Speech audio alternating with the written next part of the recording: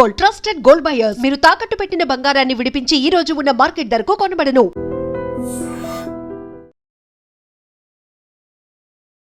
నమస్తే, welcome to I dream talking point with కవిత.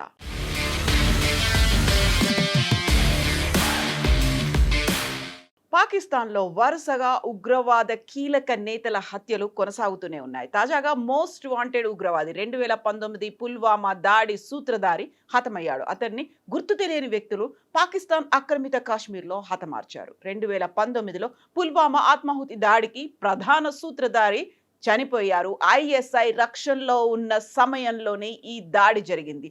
తీవ్రంగా గాయపడినటువంటి ఆ తీవ్రవాది హంజాని రావల్పిండి సైనిక ఆసుపత్రిలో చేర్చినప్పటికి కూడా చికిత్స పొందుతూ ఆయన మృతి చెందారు. కఠిన భద్రత నడుమ సంచరిస్తున్న సమయంలోనే హంజా మీద దుండగులు కాల్పులకు తెగబడ్డారు. ఈ ఘటనలో తీవ్రంగా గాయపడినటువంటి హంజాను వెంటనే హెలికాప్టర్ ద్వారా రావల్పిండి సైనిక ఆసుపత్రికి తరలించారు. అక్కడే ఆయన చికిత్స పొందుతూ మరణించారని అధికారులు అనౌన్స్ చేశారు. కాల్పుల అనంతరం దుండగులు అక్కడి నుంచి పారిపోయినట్లుగా సమాచారం. పుల్వామాకు చెందినటువంటి హంజా నిషేధిత ఉగ్రవాద సంస్థలో 2017లో చేరాడు. అప్పటి నుంచి క్రమంగా ఎదిగి కీలకంగా కమాండర్ స్థాయికి చేరుకున్నాడు. చివరకు 2022లో అతన్ని కేంద్ర మోస్ట్ వాంటెడ్ ఉగ్రవాదిగా ప్రకటించింది. అప్పటి నుంచి అతడు పరారీలోనే ఉన్నాడు. జమ్మూ కాశ్మీర్లోని పుల్వామాకు చెందినటువంటి బుర్హాన్ను భారత్ 2022లో ఉగ్రవాదిగా ప్రకటించింది. ఉన్నత విద్యను అభ్యసించే వంకతో 2017లో పాకిస్తాన్కు వెళ్ళినటువంటి బుర్హాన్ హంజా నిషేధిత ఉగ్ర సంస్థ అల్ బదర్లో చేరాడు. కొద్ది రోజుల్లోనే కమాండర్ స్థాయికి ఎదిగాడు. జమ్మూ కాశ్మీర్లోని పుల్వామా జిల్లాకి చెందినటువంటి హంజా మొదట అల్ బద్ర్ ఉగ్రవాద సంస్థతో అనుబంధం కలిగి ఉన్నాడు. అనంతరం అల్ బరాక్ అనే మరో ఉగ్రవాద నెట్వర్క్ లో చేరి ఐఎస్ఐ మద్దతుతో కార్యకలాపాలు కొనసాగించినట్టుగా భద్రతా బలగాలు వెల్లడించాయి. హంజా ప్రస్తుతం ముజఫరాబాద్ పరిసర ప్రాంతమైనటువంటి చీలాబండిలో నివసిస్తున్నట్టు సమాచారం. అతనికి 8 మంది కమాండోలు భద్రతగా ఉండడంతో పాటుగా బుల్లెట్ ప్రూఫ్ వాహనం, ఎస్కార్ట్ వాహనాలు కూడా కేటాయించినట్లు మన భద్రతా వర్గాలు చెబుతున్నాయి. అతనికి పాకిస్తాన్ ప్రభుత్వ స్థాయిలో రక్షణ కల్పించినట్లు భారత భద్రతా సంస్థ దగ్గర సమాచారం ఉంది. 2019 ఫిబ్రవరి 14న సిఆర్పిఎఫ్ కాన్వాయ్ని లక్ష్యంగా చేసుకుని ఉగ్రవాదులు ఆత్మాహుతి దాడికి పాల్పడ్డారు. ఈ ఘటనలో 40 మంది సిఆర్పిఎఫ్ జవాన్లు అమరులయ్యారు. ఈ ఘటన వెనుక పాకిస్తాన్కు చెందినటువంటి జైషే మహమ్మద్ ఉగ్రవాద సంస్థ హస్తం ఉన్నట్లుగా భావించాయి. నిఘా వర్గాలు దాన్ని ఐడెంటిఫై చేశాయి. దీనికి ప్రతీకారంగా భారత్ ఫిబ్రవరి 26న పాకిస్తాన్ భూభాగంలోకి చొచ్చుకెళ్లి సైనిక దాడులు చేసింది. బాలాకోట్ మీద జైషే మహమ్మద్ ఉగ్ర స్థావరాలపై బాంబులను కురిపించింది. దీంతో పాక్ ప్రతీకార దాడులకు దిగడంతో ఇరు దేశాల సరిహద్దుల్లో ఉద్రిక్తతలు చెలరేగాయి. పాక్ యుద్ధ విమానాలతో ఆ దాడులను భారత్ వాయుసేన సమర్థవంతంగా తిప్పికొట్టింది. 2026 నుంచి పాకిస్తాన్లో ఉన్నటువంటి పాక్ ఆక్రమిత కాశ్మీర్లో లష్కరే తోయిబా, జైషే మహమ్మద్, హిజ్బుల్ ముజాహిదీన్ వంటి ఉగ్రవాద సంస్థలకు చెందినటువంటి 50 మందికి పైగా అగ్ర కమాండర్లను గుర్తు తెలియని దుండగులు హతమార్చారు. ఇక హంజా భారత్ వ్యతిరేక ఉగ్రవాద కార్యకలాపాలలో చురుకుగా పాల్గొన్నాడని, దక్షిణ కాశ్మీర్లో ఉన్నటువంటి యువతను తీవ్రవాద భావజాలం వైపు మళ్లించడంలో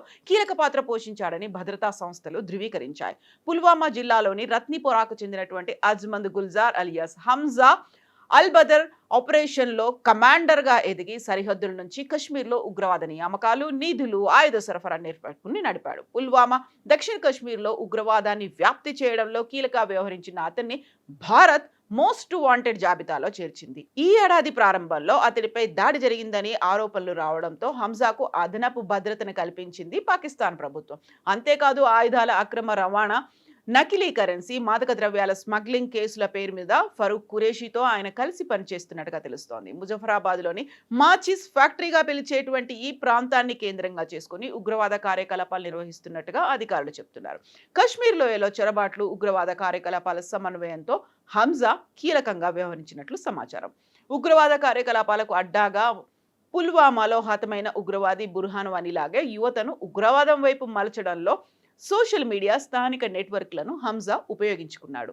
2019 ఫిబ్రవరి 14న పుల్వామాలో సిఆర్పీఎఫ్ కాన్వాయ్పై జరిగినటువంటి దాడిలో 40 మంది జవాన్లు అమరులయ్యారు. పాకిస్తాన్ కేంద్రంగా పనిచేసే జైషే మహమ్మద్ ఈ దాడికి బాధ్యత వహించింది. ఈ ఘటన దేశవ్యాప్తంగా తీవ్ర ఆగ్రహాన్ని రేకెత్తించింది. దాడికి ప్రతీకారంగా భారత వైమానిక దళం 2019 ఫిబ్రవరి 26న బాలాకోట్లో ఉన్నటువంటి జైషే మహమ్మద్ శిక్షణా శిబిరాలపై వైమానిక దాడులు నిర్వహించింది. ఉగ్రవాద మౌలిక సదుపాయాలను లక్ష్యంగా చేసుకొని చేపట్టినటువంటి ఈ ఆపరేషన్ అంతర్జాతీయ స్థాయిలో ప్రాధాన్యత సంతరించుకుంది. ఒకవైపు భారత వ్యతిరేక కార్యకలాపాలకు పాల్పడుతూ ఐఎస్ఐ అధికారులతో అతను సన్నిహితంగా మెలిగినట్టు తెలుస్తోంది. ముఖ్యంగా కల్నల్ రిజ్వాన్ అనే ఐఎస్ఐ అధికారితో అతనికి దగ్గర సంబంధాలున్నట్టుగా అధికారులు చెప్తున్నారు. హంజా ఇటీవలే మాజీ హిజ్బుల్ ముజాహిదీన్ కార్యకర్త కుమార్తెను వివాహం చేసుకున్నట్లు సమాచారం. పాకిస్తాన్లోని ఉగ్రవాద నెట్వర్క్లకు అతనికి ఉన్నటువంటి బంధాలు మరింత బలపడినటువంటి నేపథ్యంలో భద్రతా బలగాలు కశ్మీర్లో ఉగ్రవాదానికి తిరిగి ఊపిరి పోసేందుకే కుట్ర చేస్తున్నటువంటి ఉగ్ర సంస్థలకు హంజా మరణం గట్టి ఎదురు దెబ్బ కానుందని భద్రతా సంస్థలు అభిప్రాయపడుతున్నాయి. ఏప్రిల్లో ఖైబర్ పఖ్తూన్ఖ్వా ప్రావిన్స్లో లష్కరే తోయిబా ఉగ్రవాద సంస్థ కమాండర్ షేక్ యూసుఫ్ అఫ్రిదీని గుర్తు తెలియని దుండగులు కాల్చి చంపారు. హఫీజ్ సయీద్కు సన్నిహితుడైనటువంటి అఫ్రిదీపై దుండగులు దఫాలుగా కాల్పులు జరిపారు. మార్చిలో లాహోర్లో ఒక టీవీ స్టేషన్ బయట మోస్ట్ వాంటెడ్ ఉగ్రవాది హమీర్ హంసాను గుర్తు తెలియని దుండగులు లక్ష్యంగా చేసుకున్నారు.